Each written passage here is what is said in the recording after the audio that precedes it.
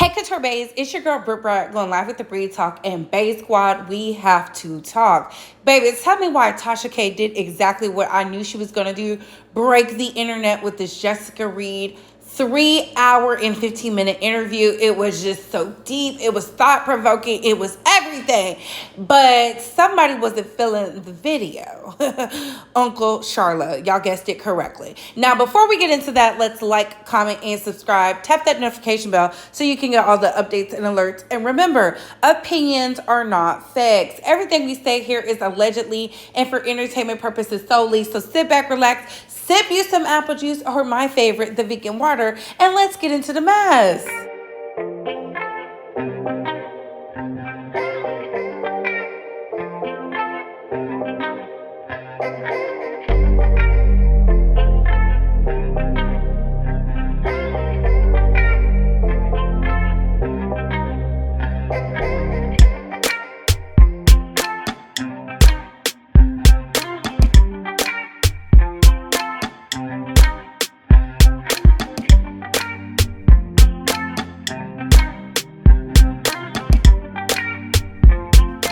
Bays, when I tell you it was messy yesterday, it was messy. Tasha got a cease and desist and some more. But I found the Brilliant Idiots podcast clip. And baby, hold your horses. It's about to get explicit. South Carolina, I got this girl real drunk. And that sentence sounds a little fishy. I got her drunk. I didn't just get her drunk. I remember I went to the sex store and got Spanish fly. Oh, so you raped her? Shut up. Spanish fly. They sell it in the sex store. I'm telling the truth. They sell it in the Spanish store. I had to fucking spend. They sell knives in the sex store too. You could put that to a girl's throat and have sex with it. It doesn't mean it's illegal. So I put the Spanish fly in the E&J. We drinking the E&J and shit. So in my mind, I don't know if this shit really worked, but I felt like I got horny as a motherfucker too. Right?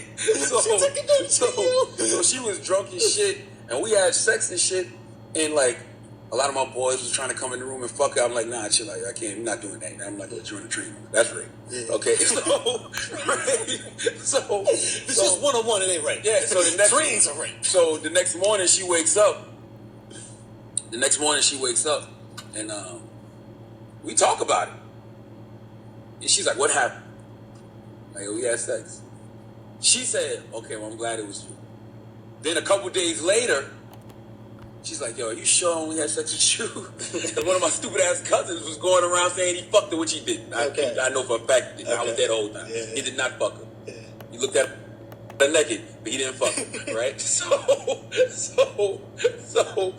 I'm telling her, no, me and you just had sex, nobody else did nothing. So it just was weird that she was like, well, I'm just glad it was you. You know what I'm saying? Because in my mind, I'm like, yo, you could have been in a real bad situation if it was another motherfucker there. Compliment, man. A girl just said, yo, at least you raped me. I didn't rape her. I did not rape her. Hey, if it was any of your cousins or friends who have been raped. I didn't rape her because me and her had every intention of having sex with each other. So then why would you put the Spanish fly? I'm still a freaky motherfucker, but listen, was she passed out while you fucked her? Me and Whew, I know it was a lot, Bay Squad, but we have to put it out there. These are the things that he said. These are tangible, hardcore facts. Things that prove he did what she's saying he did. He admitted to it in not only this podcast, on The Breakfast Club, in his New York's bestseller, Black Privilege, to the point where even his family was calling him out on his BS. There is a post from Andre Ferguson and Roy Boy Palmer where it says, good morning. Good morning, world. I just want y'all to know that I read the book Black Privilege. At first, I was like, hell yeah, bruh, doing big things. After reading that biographical fiction novel, I'm like, bruh, full of shit. The book has some truths, but the rest are all lies. This nigga done went Hollywood. Shaking my head. I get Black Privilege must be a movie script. My character is Anthony, the mad drunk who gets into fights when he drinks. That is a lie. I'm a happy drunk who likes to dance when I drink, LOL. He said in school he only told on random folk who were trying to be down and act hard. That was a lie. He was broke and wanted to go to Myrtle Beach, so he told the principal that our neighbor, Terrence James, had a gun in his car, and he got expelled June 8th, 2001. Aw, man, I'm going to leave that one alone. Bill Cosby type ish.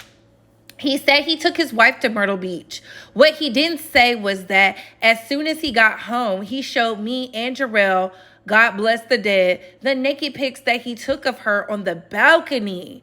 A little Kim fantasy of his. LOL. I could go on for days, but I'ma chill for now because we close Kim. My great uncle Bubba Lee Bryant's grandson. He only wishes he was a true McClavey, whatever Charlamagne's last name is, which is just disheartening and it's disgusting.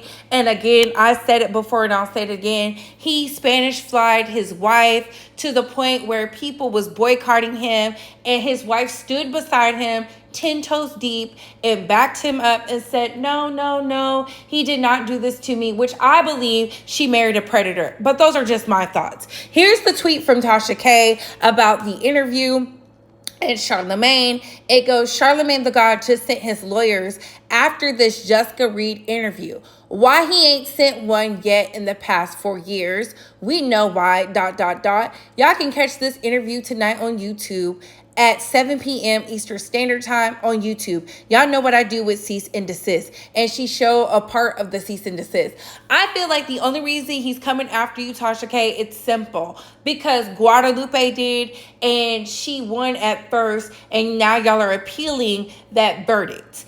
I feel like this, Charlamagne, you told us about the Spanish fly multiple times. There's records of you talking about Spanish fly. There's records of you out here being a creepy man. And now that you're in your 40s and you want to change the trajectory of what you got going on and rebrand yourself as this black man who cares about the black community, I call BS.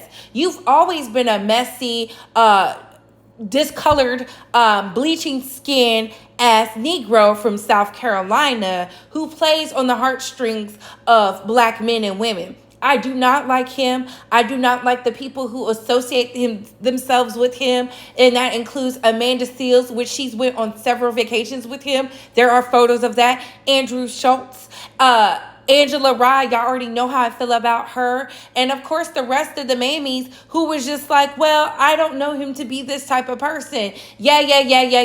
He wrote it in a book. He said it on the airways. And he is confirmed on Beyonce's internet to be a Pedialyte at the bus stop with a lollipop because he has sexual urges. And I do not believe Jessica Reid and the wife are the only victims. But we shall see. Again, these are just my opinions on this public stance he brought to Beyonce's internet. But what are your thoughts, babes? What are your opinions? Did you watch the interview? I heard the interview went viral, has over 100K plus views. That's how you do it. Feed the girls, Tasha. And on that note, comment down below. I gotta go. Bye, hoes.